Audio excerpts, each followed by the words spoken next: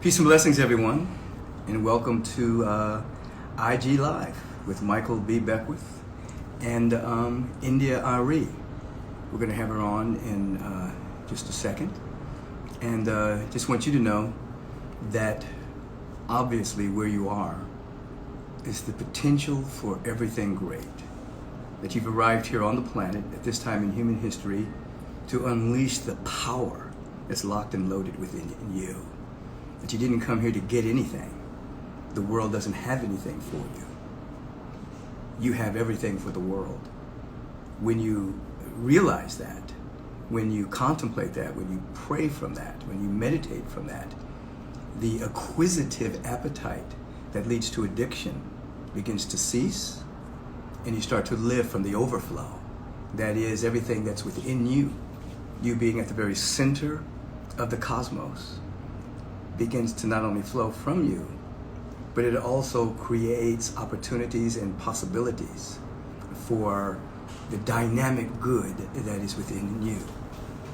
Many people have become kind of addicted to trying to get something from other people, from the world, from conditions and circumstances, and that leads to disempowerment. It leads to a deep sense of lack in the soul level. But when you operate from I am enough, I have enough, and that becomes your personal law, then divine wisdom and intelligence, guidance in a language and in a way that you can understand begins to flow through you. And ways where there were no ways begin to open up. In other words, your personal law changes, and then the conditions and circumstances and the world bends towards your personal vibration and your personal law. This is what I'm speaking about are just basic, fundamental, metaphysical truths. Metaphysical meaning beyond the physical, where most people are living. You realize that so many people are dimensionally challenged. They're only living in 3 dimensions, which is almost a waste of an incarnation, because you've entered into this particular dimension to bring the different dimensions of your being into time. You didn't come to walk kind of status quo, to be in the status quo and then exit your body temple. No. You have come to change the status quo, to expand the status quo, to shift the paradigm, to shift the narrative, to shift the conversation, to become more or to express more of yourself. In a moment, we're going to have India.arie with us. And as you know, 4-time Grammy Award singer-songwriter. You know, she had a total of over 23 Grammy nominations. I've always been under the feeling tone that she deserves. But fortunately, she's not the kind of individual that is looking for validations from the world. Because when you hear her sing, you hear her talk, you can feel that inward validation within her. She knows who she is. Last month, she debuted her 9-minute short film entitled Welcome Home, featuring her singles Crazy and Sacred Space. That was to help calm the nation and bring focus to wellness, peace, tranquility during the current double pandemic. Obviously, when I say double pandemic, we're talking about the COVID-19 flu, and also the systemic racism and bigotry and injustice that people of color have endured since the time that people of color, Africans, have arrived right there in Virginia years ago. And then, of course, the narrative of being less than human formulated the frequency of racism, white supremacy, and then injustice and all the things that Black folks and brown folks have endured for such a period of time. So we call it a period of double pandemic. And this woman, India.arie, her music and her articulation and her lyrics and her presentation, very, very, very powerful. You know, she is not the average girl on the video. You know, as one of her songs, she's not her hair, she's not the color of her skin. She is more, you know what songs I'm referencing. And so we're seeking to get her on here now. She's been invited, and if you tuned into the first interview, I won't say interview, I'd say conversation that I had with her. It's quite profound, quite deep. There was a glitch with Instagram that allowed us not to keep that recording. And it was a very powerful moment that we had. And so I thought it was only fitting to have part 2 with India.arie. And knowing that this time we have a couple of backups that will allow us to record this and have it on my IG site. I just saw the same that went up on the screen that said India.arie is waiting. So we are seeking to get her at this moment. So sometimes there's a glitch. And so just hold on one second.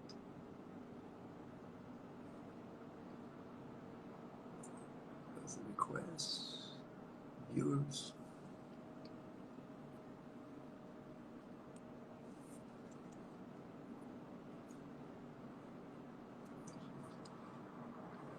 Here we go. Hopefully this time it works. And we're waiting for India.arie. We just put in the request and added her to my feed. So this is a conversation with India.arie part 2. So just to wrap up what I was saying earlier, there's the great law of the universe. And then there's your personal use of the law. In other words, there's electricity, then there's how people use electricity. So the great law of the universe responds to the nature of your song, the nature of your feeling tone, the nature of your belief, your perception, your opinions. And so metaphysically, we're always seeking to up-level our perceptions, our beliefs, compartmentalize and put aside our opinions of the world, and allow for our law to be the law of peace and harmony, increase, prosperity, divine success, well-being, all of that. And so let's see what happens. There she is. India.arie. Reverend Michael. Not the average girl in the video. Nope. Nope. Not her hair, not the color of her skin. Nope. Deep, soulful, powerful being. I am light. I am light. No, I've been playing you for the last few days. A few days ago, I was going through something, and I said, play India.arie. And every song that came on was just what I needed for a soul feeding. You know, it's just like, oh my God. Thank you. And then on the way to my office today, I was playing you, and I had forgotten, I hadn't really forgotten, but every song that came on, from the time I left my house, I left the gym all the way to my house, I was like, wow, she wrote that. Wow, she wrote that. Wow, she wrote that. It was just so beautiful. You've been prolific. Thank for you. How many years? This is my 20th year in the music industry, and I've been writing songs, I guess, for maybe 25. My God. So I've already introduced you in terms of the Grammy Award winning, 25 nominations. It was my belief you should have got more. more. But fortunately, you're not your Grammy nominations either. You're a pure artist. So if you were to introduce yourself, what would you say? Well, first of all, thank you for having me again. Yes. And I have to tell you, I'm in a completely different energetic space than the last time we talked. So I guess we'll see how that pans out. Right. I would introduce myself as a seeker and a healer for whom music is my main medium. Yes. And I would agree with that because if anybody wants to know what soul sounds like or feels like, all they have to do is hear one of your songs. Thank you. Because the energy that comes through as you're singing is healing. It's uplifting. It's inspiring. Thank you. And it's very powerful. Thank you. When you say you're in a different space, last time, I mean, there was a lot of stuff going on, obviously. You know, Ahmaud Arbery, George Floyd, Breonna Taylor, protests in the street that are still going on, pushing the needle forward towards justice, towards reform, towards policy change, towards putting the right people in office. That's still happening. I mean, obviously, many people are kind of fatigued thinking about it, but we're just getting started. I mean, we're at a starting point, not at an ending point. And oftentimes, I've heard a little feedback like, I'm tired of hearing about racism or something like that. And I will say, well, wait a minute, what about the people who've been under the iron feet of oppression and racism? How do you think we feel? You know, if you're tired of hearing about it, how do you think the people that've been experiencing feel about it? So don't get fatigued. You know, just getting started. We're just getting started to deconstruct the whole narrative. And obviously deconstruct the whole narrative about being less than human, being less than worthy, being less than equal. And a lot of your songs deal with that over the years in terms of touching a person where they really are. So based on the last time we were together and based on now, where are you now? What's up for you now? What's your feeling? What's your insight? So I want to remind you that last time we talked, the protest hadn't started yet. Oh, it hadn't? We were only talking about COVID and how we were all feeling about being socially isolating and all that. And so when we talked, I was like, I'm great. Yeah. I'm at home. Everything's fine with me. This is my element. I'm happy that everything's quiet. I can hear the birds in the morning. I'm waking up early. I'm going to bed. I was great. Of course, I had the feeling about the collective pain and just worried about people. But I personally I was great. And then when the protest started, I remember the couple days before the protest started, I woke up really early, like real early, like 4:15 or something, really early. It was still dark. And I was standing on my balcony and I was just looking out, and it wasn't like a conscious thought, like something's coming. It was just like, why am I out here? Why am I looking out here? And a friend of mine reminded me, you know, you're a sensitive person, and when energy is looking for a place to land, it lands first on the sensitive people, or we feel it. Right. And I was like, you're right. And I thanked him for reminding me of that. And then a couple of days later, the protest started, and I was like, this had to have been what I felt coming, because for a couple of weeks after that hit me on a really personal level. Watching so many people in pain, and also stirring up my own stuff. I feel like David Oyelowo said it perfectly when he said every Black person has a wound around race. We all have something, and there's a lot of that in the music industry. They really show a great lack of respect for Black artists for 100 plus years, always have. And so it hit me on that level too, just my own journey and how race has played a role in my journey. And as a person who knows a significant amount about my family history, what I know is that, you know, this is not new. And the fight is not even new. We're just in another iteration of the fight. And we didn't have social media last time we had this fight. In 1965, we didn't have social media. And so we do now. And I'm hoping that something will change. But there's a part in me that knows that the change is going to be really slow.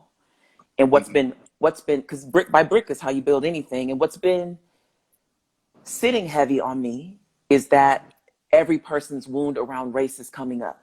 So it's not just about the Black men in the streets, you know, being hunted by law enforcement. It's also now Black trans people, you know, all Black people in the music industry, Black people in the newsrooms. We're all like wanting to address our wounds around race and all of the awakening. Even if we are able to, all the tag words, defund the police and demilitarize things, even if we are able to, there's still a whole deeper conversation around race, and everybody's stuff is stirred up. And so we're trying to say, you know, focus on Black Lives Matter because we have to focus somewhere. But now, you know, now we're saying all Black Lives Matter. And now we're saying Broadway so white, and music industry, you know, like, because people are stirred up. And when I look at everything that we've always known it was here. But when I look at everything that's here, it really had me in a lot of pain for a couple of weeks. I still feel it, but I was like in pain, like laying down in the afternoon, like I need to lay down. Or I would just be sitting at my desk trying to do something. I would be like, my body wants something. What is this? And they'd be like, oh, go lay down. And I don't lay down in the middle of the day. I'm not a napper. I'm like a worker. And so the idea that that's what my body and my being wanted says a lot. And so I don't feel okay like how I did during the social isolation. I don't feel like this is going to be okay, because I when we were together on set for the short film, I started like, we only had a short minute to talk because we were working and then it was time to go. But I got your ear and I was just like, what is going on? Because even back in November, something felt crazy. Or we shot in January, it felt weird and, you know, tumultuous. And you said the boy's being lanced. Yes. And we're now seeing what this is. And yes, and so when you were talking about the double pandemic, to me, the pandemic is the racism and the yuck coming out of the boil. You know what I mean? I'm sorry, it's the pandemic, the virus, and the yuck coming out of the boil. Right. And I said to you on set, I want to believe that this is a good thing. Nothing's all good and nothing's all bad, as we know. But I also feel like, for the first time in my whole adult life, I feel like we have much further to go than feels good. Because there's so much to do. And somebody said to me, because I actually am happy that we're talking, because I wanted to run this past you. Because I said, and I've been saying this a lot in conversations with my friends, I've been saying, I was naive enough to believe that we were working towards peace on earth. Yeah. And then someone said, well, it depends on what you think peace on earth means. And so I thought about it for a couple minutes. And to me, peace on earth means a day where no one sees anybody else as less. No one is less than human. Black, white, race, gender, sexual orientation, no one is seen as less than human. And there are no wars anywhere on the planet. Right. Right? Right. That's a nice definition of peace on earth. Yeah, it's a good utopian frequency. Yeah. And that right there, the idea that it's utopia. Yeah. I feel like I'm having a rude awakening. Not that I thought it was going to happen in 50 years, but I'm not sure that the earth plane is meant for that. It's utopia. And so if there's always going to be this dissonance and stuff, then I've been asking myself, what do I believe and what is my place? And what then am I working towards? Because if it's just to help change the hearts of someone, does it matter? And is there a place where we get to when there are more people with open hearts? And that's a good place, because it's not going to ever be everyone. And so like, what I've been asking myself, what is my place? And spending a lot of quiet time really with myself, asking what it means. And I actually have been listening to my more idealistic songs. I didn't put them on and play it, but like in my head, I would play them. Yeah. And I still believe everything that I said in those songs. I still believe it. It just hurts to know that it's not actually what is meant to be.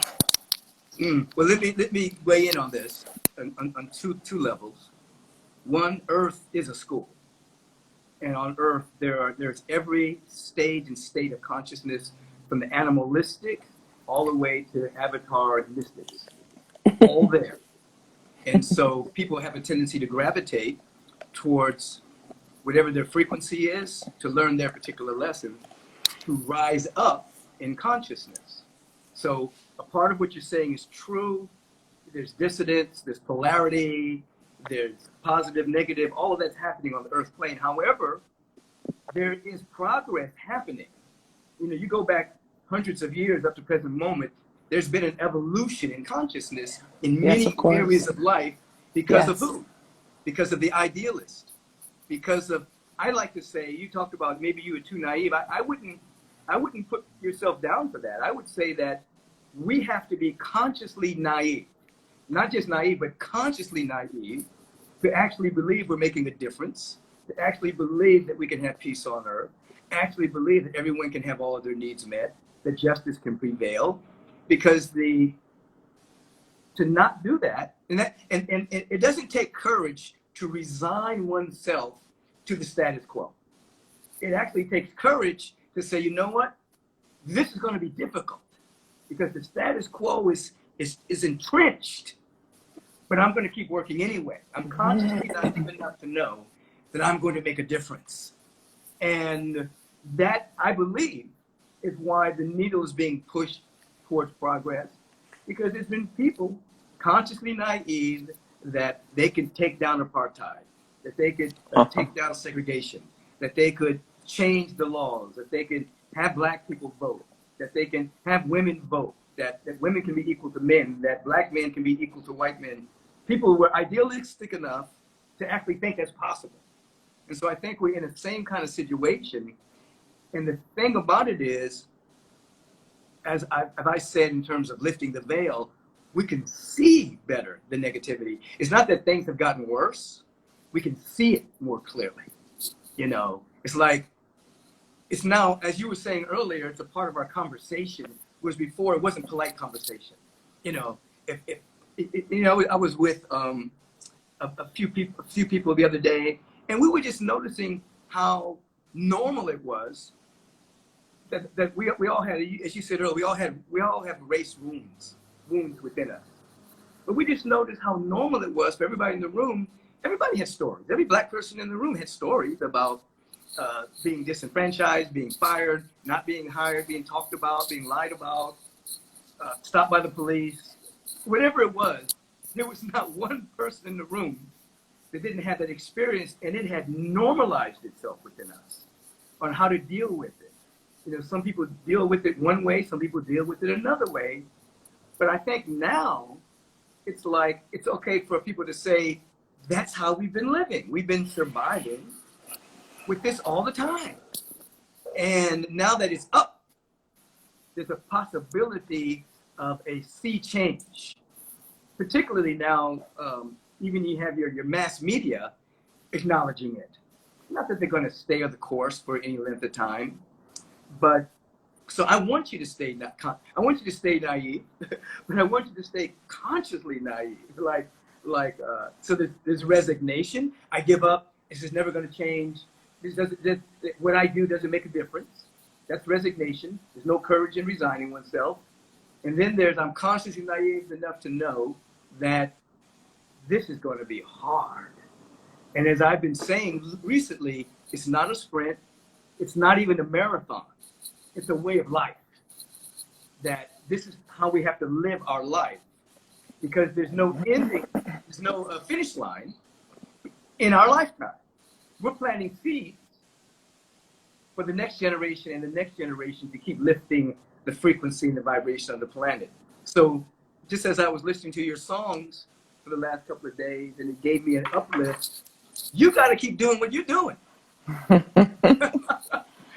And you have to also, and I'm sure you're doing this already, because my next question to you was, is any new songs emerging from this? I mean, because you're very honest. You're a very honest artist, meaning whatever's going on, you can put it to lyric and music, you know. So I imagine what you're feeling right now will probably escape as some type of artistic endeavor, that people will be able to say, "Woof, I felt like that."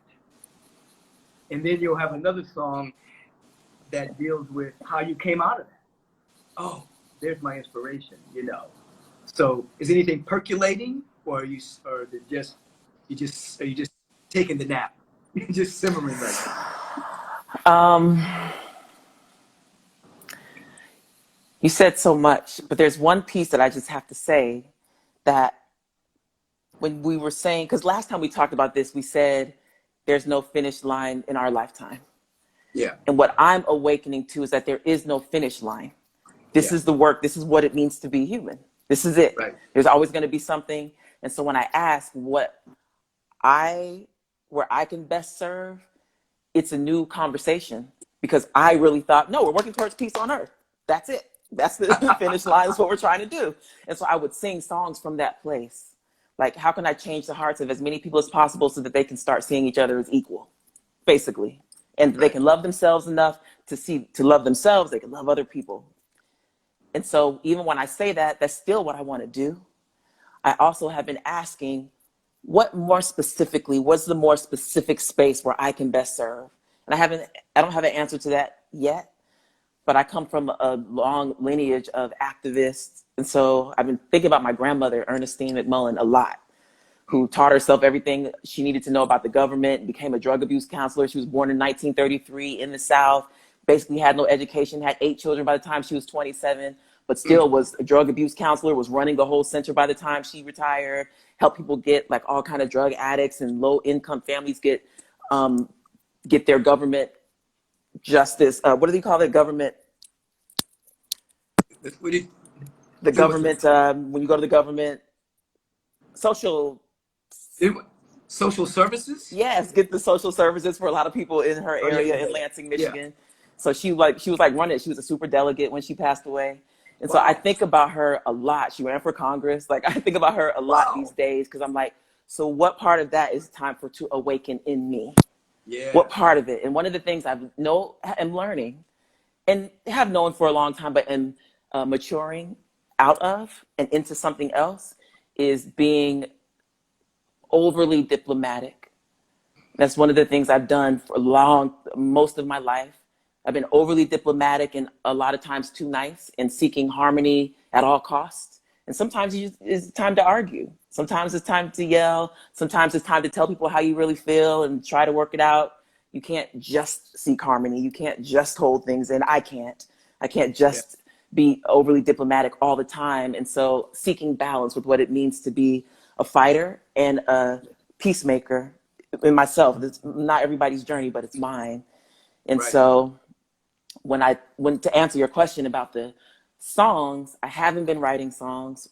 For the first few months of the pandemic, I wasn't singing at all, not even in the shower. Like, no singing, because I was just tired from 2019. And then now what I feel percolating, I'm not just taking a nap with the music. I was not even singing.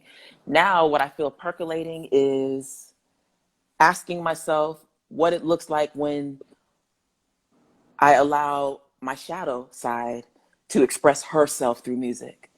Mm-hmm. I don't even really know what that means. Not that I have never done that, because I talk about the hard things in my life. I just have always done it in a beautiful way, where sometimes I have to decode the songs for people who, like, the one criticism that I have always gotten over my career is that it's all love and light and it's all too positive. And I would say, not when you really listen.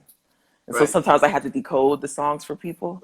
But now I'm wondering what it feels like to not even hide the shadow, like to just let her express herself. And somebody said to me the other day, which I thought was a perfect example, they were talking about Nina Simone, who, we love, but remember we don't remember, we see her from where she ended up, right? Right. But what we forget is that she started off playing cocktail music. Right. Like, jazz standards. She was a quintessential jazz standard singer. She played prodigious piano and sang these jazz standards. And then when she joined the civil rights movement, that's when she started singing those songs that, like what she was. Goddamn. That's when. And have you heard the story that she said the way she had to sing that song, it changed her actual physical voice? Like, her voice was never the same. Wow. And so we know life will do that to us. We go through things that change us forever, because life and being human. And I'm wondering what the music of my shadow side sounds like. And so it's percolating. And I had a conversation about this just last night with one of my favorite collaborators and producers. He did my last album, Worthy. He did my meditation album, Conversation Medicine, and he did my Christmas album. His name is Aaron Lindsay. Mm-hmm. And he said, I was like, what do you have? I want to write something. The fact that I'm even saying this is big, because I was like, maybe I'm not writing any more songs. I don't know. And so he said, well, I don't have anything that I think is you. And I said, don't think about what you think is me. And he said, what do you mean? And I said the same thing that I just said to you. And he said, oh, I got some stuff, and sent me like stuff right away. Because once he stopped thinking about who he thought I was. Right. And so last time we talked, you asked me, what am I taking out of this quarantine? And I said, I have a new relationship with sleep and with the morning time. Mm-hmm. And what I'm taking, we're still, what we know, like you said, this is just the beginning. It's not just the beginning of the fight for racial justice, or this new fight for racial justice. It's also the beginning of so many other things that we all are feeling are to come. Like this is about to be an interesting 5 years or something, 10 years or something. What I'm taking out of this time, though, just where we are now, is a new relationship with my instincts and my intuition, because I'm listening closer to what my soul is telling me, because I've had time to listen closer. And some of this stuff is very uncomfortable. And that's when you know it's really your soul talking. Not harmful, but uncomfortable. Like, so what does your shadow side want to say? And what does it look like to tell somebody no? What does it look like to go to your lawyer and say, I might want to have a legal conversation about racism in the music industry. It might be time. Like, what does it look like to be that person? And so I have a new relationship with myself overall, which is to be expected because everything's changing. So we are everything. We comprise this world. And I don't know what the music sounds like, but I just realized that I do want to keep making music yesterday. So more to come. We'll see. So how appropriate is this conversation? Yesterday. But you know what? Yeah. You're talking about a level of fierceness, because there's nothing wrong with being fierce. No, when a mother's protecting her child, she's fierce. That's right. She loves so deeply that she's fierce. That's right. So I don't even know if we want to call that shadow. That's just sometimes necessary. And sometimes we have to have fierce, courageous conversations. We have to be fierce in our articulation of the vision and where we're going for. Like you say, it's not always being nice. That's right. And at this particular time, particularly if there's pushback and people don't want to hear, then there has to be a fierceness there. And not, I'm just going to keep the peace. I'm not going to say anything. No, that's happened for so long. That's why people are in the streets. That's right. Because people are tired. They had relegated themselves to, well, this is just how it's going to be. We're never going to get justice. That's right. But not anymore.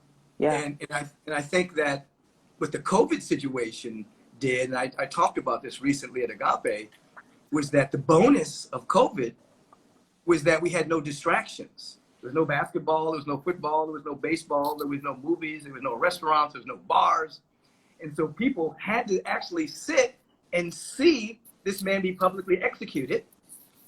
And then normally when people were being killed before, people say, isn't that awful? That's terrible. And then let me get my season tickets to the opera. Let me go to Broadway. Let me go get my shoes. Let me go shop. Let me go on my trip. It's a sale. Yeah. But because everything was closed down, everybody had to deal with it. They couldn't go anywhere. So thus you had two things happening. You had the protests, which then became for all people, all over the world, people protesting that which had been pent up for years.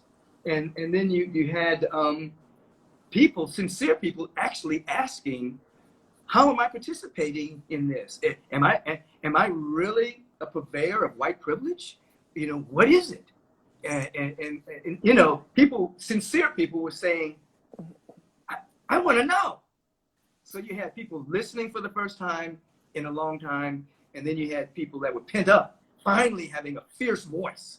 Like, no, we're not taking this any longer. putting their life on the line, being shot with rubber bullets, maced, arrested, abused, or basically doing their constitutional rights, which we have a right to protest, And then you have the person that occupies the White House trying to label them as thugs, just moving them out the way to go take a picture, with a Bible that he doesn't read, So so I don't want to in any way talk about the fact that we can't be fierce, We can be fierce and we can be powerful and we can say the truth, and that's a good thing. So if that's what's being integrated in you and in your music, fantastic. Pull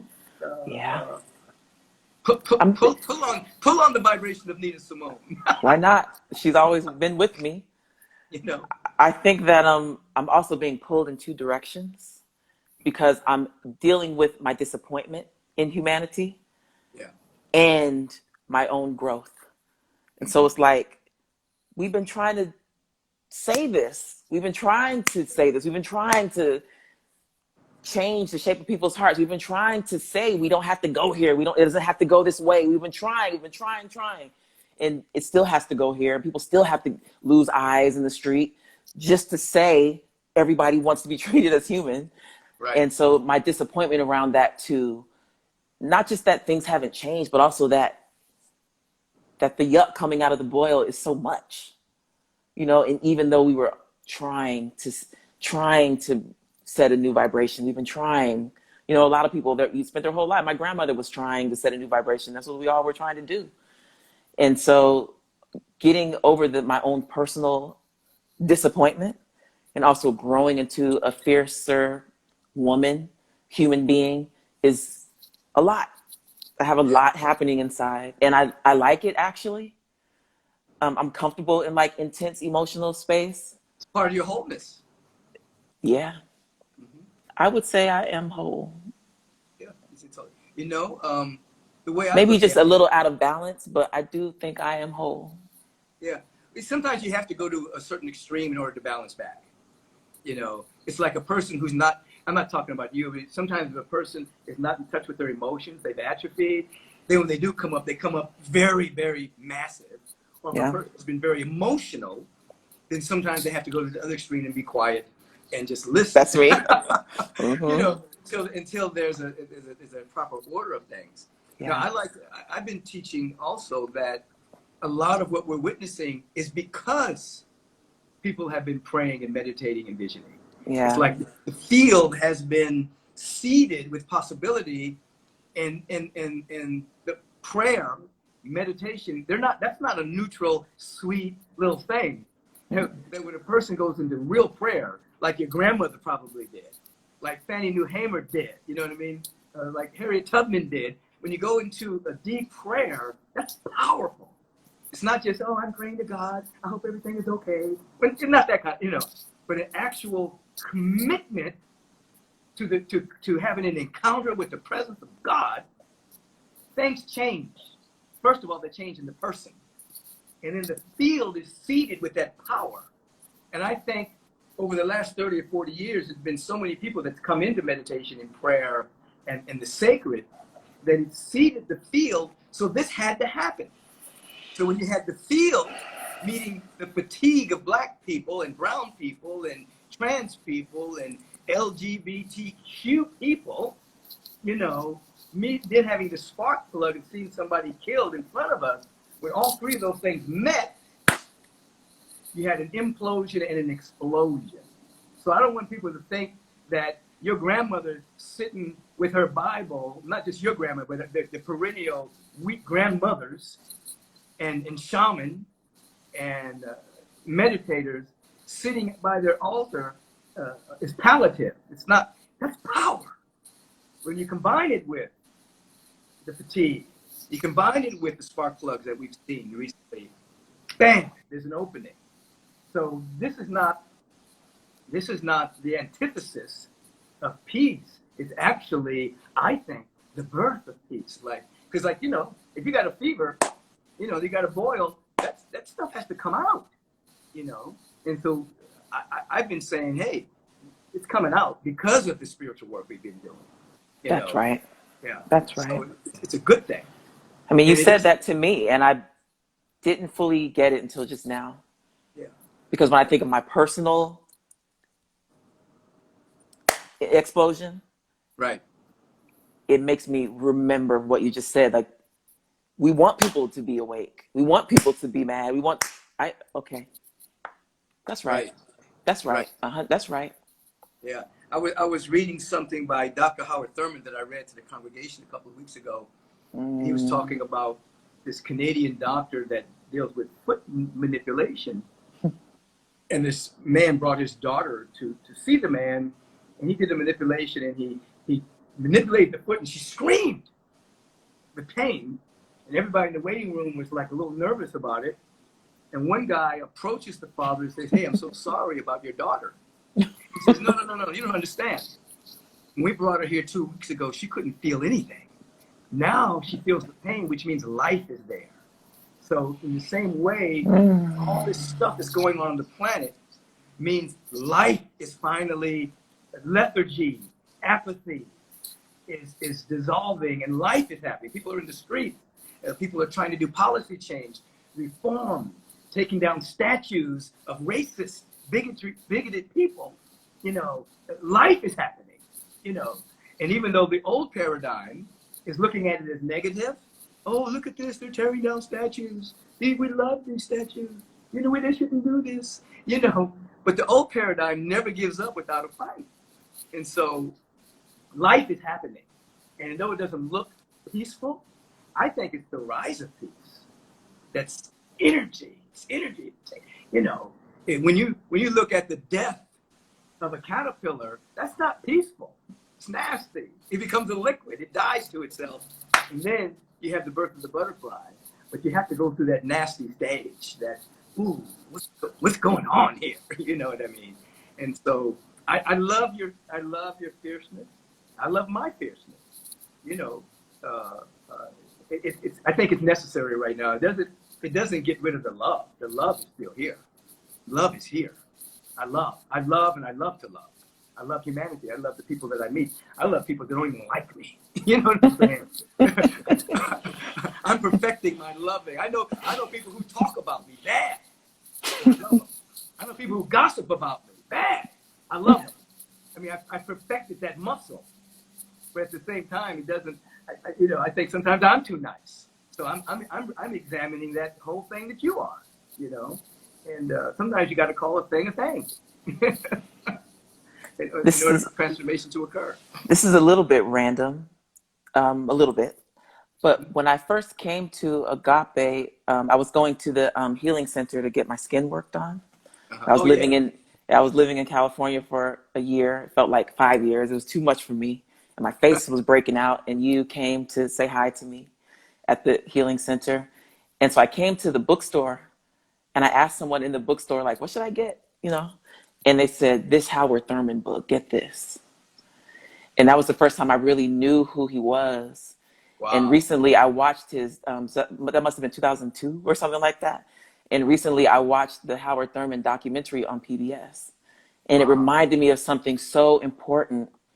And it's like, oh gosh, I'm about to admit something I don't know that I've ever said out loud. But as a entertainer, you want to be seen. Yeah. You want people to see you and to acknowledge what you're doing. It's part of the job. If there's nobody's there to entertain, then you're not an entertainer. Right. And what I know spiritually outside of the part of me that wants to entertain and sing to people is that everybody does their part. I know that. We know this.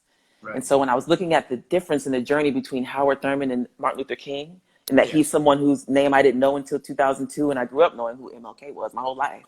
My grandmother had his picture in her office. And so what I saw, because what we now know about Howard Thurman, that he was like the godfather of that movement. He was who they went to when they needed someone to talk to. He sent MLK to India. And, so those things that everyone has a different journey, and you don't have to be the face of something to be an important component of something. Right. Yeah, and so And Howard Thurman lived a long life, and he had a wife, one that passed away, and then he had a second wife, and they traveled, and he did his work, and I'm sure he had his pain and stuff. And MLK was a martyr. He was gone before he was 40. 39 years old.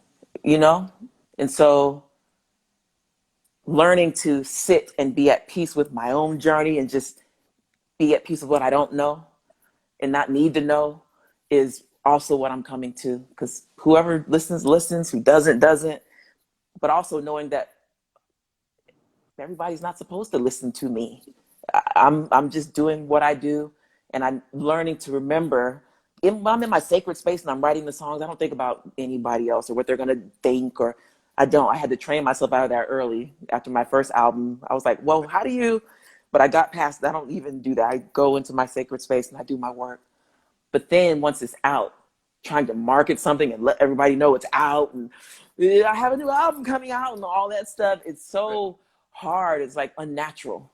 Yeah. And not that I don't want to promote. It's unnatural for an artist. That's somebody else's skill set. Right. But then they want you to do it. They want you to be soft enough to be an artist and hard enough to be like a marketing guy. Yeah. And, so I'm coming to balance with all of that too. Just a whole much longer conversation, but just figuring out how I want to do this thing overall. Like we talked about more fierceness in the music, and I do agree that is a better word than shadow. I mean, I think shadow is an internal word for me. Yeah. So I like fierceness. And I also think that even in how I approach myself as a public entity and the work that goes into it, looking at it just from fresh eyes and remembering that there's a Howard Thurman and there's an MLK. There's always someone else. We are all one hand, two hands. Right. And everybody has their gift. Everybody, I appreciate that fact that you appreciate Dr. Thurman. I met Dr. Thurman. I stayed in Thurman Hall when I went to Morehouse College and had conversations with him. What? And Dr. Thurman, he's a part of the DNA of agape. I used his books and other people's books as the foundational piece to build agape. And so I'm sorry, I'm trying to be calm, but that is exciting. Yeah. That's exciting. I got Thurman stories, okay? And I'll tell you one story. As a freshman at Morehouse, I'm 17, and we had a mandatory assembly, and there was this man by the name of Dr. Thurman that we had to go listen to. So I'm 17, about to be 18 years old. And I don't know that much about him, other than I was staying in a Graves Hall that I was about to be transferred to Thurman Hall. And so me and my boys go in, and his title of his talk was The Benefits of Slavery. So now I'm mad. I'm 17, revolutionary. I said, what is this old man's gonna tell me about the benefits of slavery? I don't want to hear this, but it was mandatory. So me and my boys go in, and we're sitting in the middle of the assembly hall, like third, fourth row, so we can see the guy, So they give him this long introduction about who he is, and and he starts to speak, and he's speaking slow but powerful. And he starts to talk about the African, this African in his indigenous space before slavery, this African in his space, rivers, oceans, trees, and how how natural it was for him to be in this abundance. So he wasn't over romanticizing the African, but he was talking about the development of the African man, African person. And then he went on to talk about how their brains were more evenly balanced because they weren't heavily into survival, even though they had to survive, but they had abundance, and they had this natural compassion and forgiveness. It was just a whole thing he was talking about. I'm listening. And then he went on to say that the diaspora, that when these Africans were then seeded all around the world, he said, it's not that God made that happen, but perhaps the African mind all around the world is necessary for the healing of the world, because there's a natural compassion and a natural forgiveness that the Africans have. He laid out this story. Now, I'm 17 years old. I don't even understand it all. But I remember when he finished, it gave me pause. Wow, this guy's deep. And then he walked down the aisle. And I didn't know what it was at the time, but I could see this look in his eye, and I could see this stillness coming out of him. Now, I'm 17, so I don't know what I'm looking at, but I know I'm looking at something profound. And he just walks out the sanctuary. And that impacted me as a 17-year-old person. I said, I want to know what that was. I want to know where was he looking, you know? And then I had other conversations with him, and then listened to his tapes over the years, and he's, you know, it impacted me. Now, when he went to India, and he was the only African American in this contingent of Christians that were doing an exchange with Indian folks. In the middle of the exchange, an Indian shouts out to Dr. Thurman, I disrespect you as a man. I can't tolerate you. Just started laying heavily into Thurman. So Thurman's shocked. He said, why? He says, I disrespect you because you're part of a Christian religion. When you go back to America, you will not be able to go into a white church. If you do, you'll have to sit in the balcony. They don't see you as fully human. How can you be part of a religion that doesn't even see you as a human being? And it made Thurman just think. So when he went back home, he meditated and he wrote a treatise on, it's called Jesus and the Disinherited. It's a must read for everybody. And Dr. King carried that with him all the time. It's called Jesus and the Disinherited. And he went on to write about the teachings of Jesus, how they apply to poor people, how they apply to disenfranchised people. And then at the end, he says, I'm not necessarily a Christian. I'm a follower of the teachings of Jesus. That was revolutionary at the time, and the Christian church kicked him out because he said that. And thus, the world got a chance to know him because he was eclectic. He was an eclectic theologian, mystic that embraced all paths to spirituality. And now they're trying to take him back. They're trying to bring him back to the fold. Just like they're trying to love Nina now. We love Nina Simone. Yeah, we love Nina. She's dead. Mm-hmm. They love him when you're dead. You know what I mean? Yeah. Thank you for telling me that. I have a very close relationship with Thurman, and he, you know, I'm not going to take you too much longer, but I'll say that one of my favorite quotes of his, it's a bunch of them, but one of them is, it is impossible to love humanity that's abstract. You have to love humanity in particular, which means you have to love the people around you, the people at your work, people at the supermarket, the people that you bump into. You have to love in particular. To say you love humanity is abstract and means nothing, you know, if you're not really loving. And then he also said, we have to learn to treat somebody. Let's see, how did he say it? You have to meet somebody where they are, but you have to treat them as though they were where they should be. Ooh. Meet them where they are, but treat them as they were where they should be. We used to meditate on that and go into deep levels of forgiveness and That's study hard. In order to, this person is acting nuts. I'm meeting them where they are.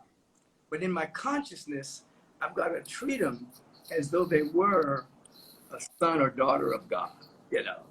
And so that's the individual that deeply influenced Martin Luther King Jr. and the nonviolent movement in America. So I'm glad we brought him up. You know? Me too. Because the domino effect of people is real. Yeah. And now we've just introduced thousands of people to Howard Thurman that made, his name is Dr. Howard Washington Thurman. If you're going to get a book, start off with 4, The Inward Journey. He has a book called The Inward Journey, but get 4, The Inward Journey. You can get it right here at Agape at our bookstore. We carry it all the time. But you read that, and Alice Walker used to keep one on her nightstand. Mm-hmm. Whenever she was going through a dark night of the soul, she would open up Thurman, and it would be something there for the feeding of the soul, the same way I was listening to your music this past week. Thank you. I need a little India right now. Thank you. Thank you. And also the PBS documentary. Yeah. It's so good. Because just to see his face and to watch him age and see him at different ages talking, and it was so good. It ended, and I went right back and played it again because I just wanted to watch again. I think I'm gonna watch that. It's good. Yeah. So, what haven't we covered today? Anything? Is there something? I know you've been cocooning and you've been working with. Is there anything we need to know about that you're doing or about to do, or any? This is whatever you want to tell the folks. I have three things on my mind. Mm-hmm. One, I want to thank you for saying that you listen to my music when you need upliftment. Because if someone like you, who's uplifting so many people all the time, gets something from me, then it reminds me that you don't always know how you're reaching people. You don't need to always know. Right. So I needed to hear that today. I need to hear it a lot these days, as I'm shifting. And also, I have a podcast. It's called it's called Songversation, the podcast. I'm on episode 22. I've been doing it for a year and a half, so 22 episodes is not a lot for some other people, but that's a lot for me because I move slow with things. And I've done a couple of them just straight to camera on my Instagram page, just because I just wanted to draw people into the podcast. Right. And so there you can look at my Instagram page. There's a few of them there. And also if you look wherever podcasts are heard, my podcast is there. And then also there's a short version of the short film that you were so kind to be in with me called Welcome Home. I did a short edit, so it's more like a conventional music video, so just a 5-minute music video. So it's called the Crazy Official Music Video. That's at the link in my bio too, or on YouTube. And did I make the cut? Oh yeah, you made the cut. Okay. No way, we didn't have you in there for no reason. Oh, your whole thing is in there, everything except for the talking at the end. That's reserved for the movie, but yes, you made the cut. You are the cut. Also, last time we did two things that I loved. One is I sang a little bit, and two is you prayed for me. So I was wondering if we could do these two things before we go. Oh, absolutely. We'll close it off just like that. And let me just remind people that make sure you can get my app today. You just go to michaelbbeckwith.tv and download that, and then go to the App Store. Beckwith Inspired is how you get it. Or you can go to my website, michaelbbeckwith.com, and do it that way. But I'm about to put in some new material inspiring, and you can sign up for free, by the way. You can up level if you want to, but you can sign up for free and get a lot of things that will be about inspiration, education, and transformation. So what do you have to sing for us today? I was thinking about this song that I was telling you I was kind of processing, and I still believe all the things I sang. Some of the things I sang about relationships, I don't believe, like romantic relationships. I don't believe some of that stuff anymore. But all the stuff I sang about the humanity, I still believe every word. So there's a song that came to mind today. And last time I was really singing. This time I'm going to do my best to sing, but it's really more about the words. So everybody listen closely to the words. This song is called One. Billions, billions live their lives that Muhammad, Krishna, or the Buddha are the way, and billions believe it's right to say in the name of Jesus when we pray. And we are a humankind of 7 billion. So many different races and religions, and it all comes down to one. Some say God's a him, and still many believe that he is a her. Does God live in our hearts? Or is she somewhere out there in the universe? We are a humankind of 7 billion. So many different races and religions, and it all comes down to one. How far will we have to go before we learn the lesson? Gandhi was a Hindu, Martin Luther King a Christian. Regardless of religion, they knew love was the mission. And it all comes down to one. Is there no God at all? Or a pantheon of gods up in the sky? We can heal our broken hearts if we can give up the desire to be right. 'Cause we are a humankind of 7 billion. So many different races and religions, and it all comes down to one. Whether you are red, brown, yellow, black, or white, a man with a husband or a woman with a wife, we can debate until the end of time who's wrong and who is right. Or we can see ourselves as one. 'Cause it all comes down to love.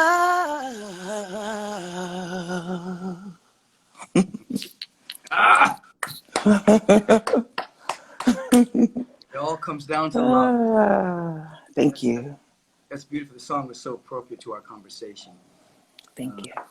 So let's move into this moment of prayer together. As we enter into the vibration and the frequency of such gratitude and thanksgiving and dynamic appreciation that we are alive, that we exist at all.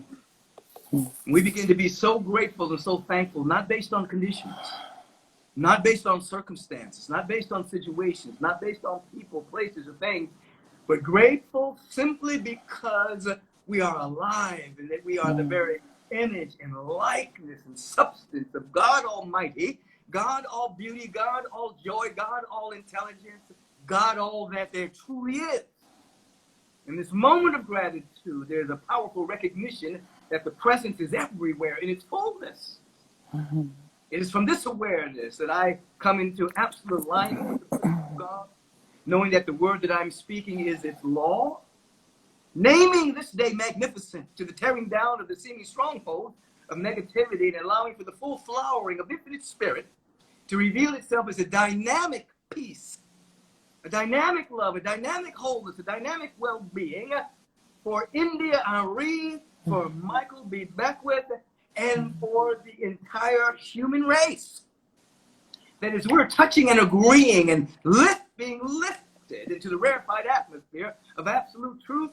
We invite everyone to be lifted into this dynamic with us. A kind of a conscious naivete that allows us not to resign ourselves to circumstances, but to keep on keeping on as a way of life. As transformation happens.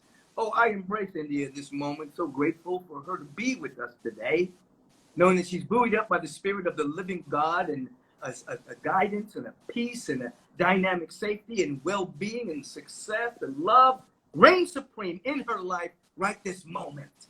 And everything is working together for her good. As everything is working together for our good. Everything is working together for the collective good, for all things. Work together for good for they who love. They who love God, not a man in the sky, not a magical man in the sky, but a presence that is never in absence and lives according to our divine purpose. This is the conversation we're having. It's prayerful.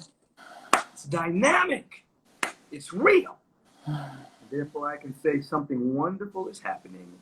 Give us the strength to be receptive to that which is trying to emerge through us now as the next stage of our unfolding. I give thanks for this in more than a word can say or convey, and I allow it to be so. Therefore, I can say, and so it is, even now, especially now. Amen. Amen. And Ashe. Ashe. So be it. So be it. You always, whenever we come together, you always get me to pray. I think you're the only guest I have had that said, let's pray together. And I love it. So India. Thank you. Thank you. Thank you. Thank you for being with us again. So in a few months, maybe we'll have part 3. Okay. See where we are. I See would where we love are and what's unfolded, and what has not unfolded, and what we need to do to keep it unfolding. Okay. All right. Thank So you. stay strong, everyone. Thank you. Check out her podcast. check out Crazy, the official video, and check out your mind so that you continue to grow, develop, and unfold. We'll see you later. Grow in power. Okay, everyone. That was my second conversation with the great legend of our time, India.arie. I so hope you enjoyed the conversation. This will be on my site, so you can watch it again, or you can tell your friends who have missed it to come to my Instagram site and to watch it. And while you're thinking about it right now, you know about her podcast. Please go see that. And now you know about my app, michaelbbeckwith.tv. Download it, and then you go to the App Store, Beckwith Inspires, MBB, and then get the app. You can sign up for free. If you want to go to michaelbbeckwith.com and do it that way, you can as well. Other than that, looking forward to seeing you on Sunday at agapelive.com for one of or all three of our Sunday services. 6:45 a.m., the Way of Meditation service. 9 a.m., the second service. 11:30 a.m., the third service. All of them have meditation services, 8:30 and at 11. Have a bright day. Thank you so much for tuning in. I hope it assisted your day in some small way.